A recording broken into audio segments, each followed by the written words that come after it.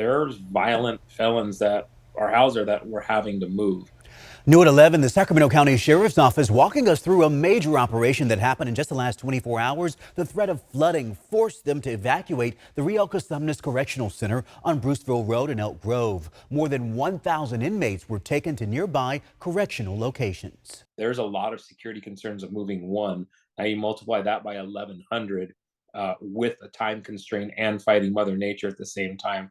Obviously, you can put all that together and it sounds like the plot to a Nicolas Cage movie somewhere. Newly sworn in Sheriff Jim Cooper launched the Emergency Operations Center and turned to local and state partners to help with the evacuation.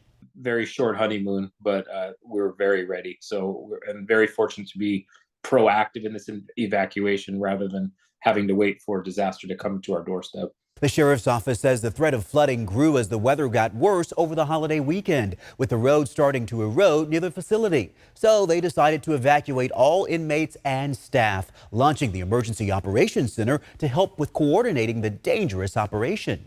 It's not like we can just put everybody next to everybody. There's classification issues, rival gang issues.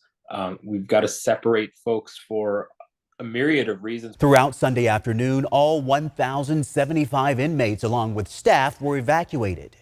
It was a huge undertaking, and I do want to commend obviously the men and women of the sheriff's office that all pulled together. It was an all hands on deck operation, but even more so our regional partners that stepped up and helped us because we could not have done it without them, namely CDC, the California Department of Corrections and Rehabilitation. We're told the State Department of Corrections provided at least 2 locations to house the inmates. With more heavy rain in the forecast, the sheriff's office says they simply cannot specify when they plan to return the inmates to the Bruceville Road location. Of course, stay with ABC 10 for updates.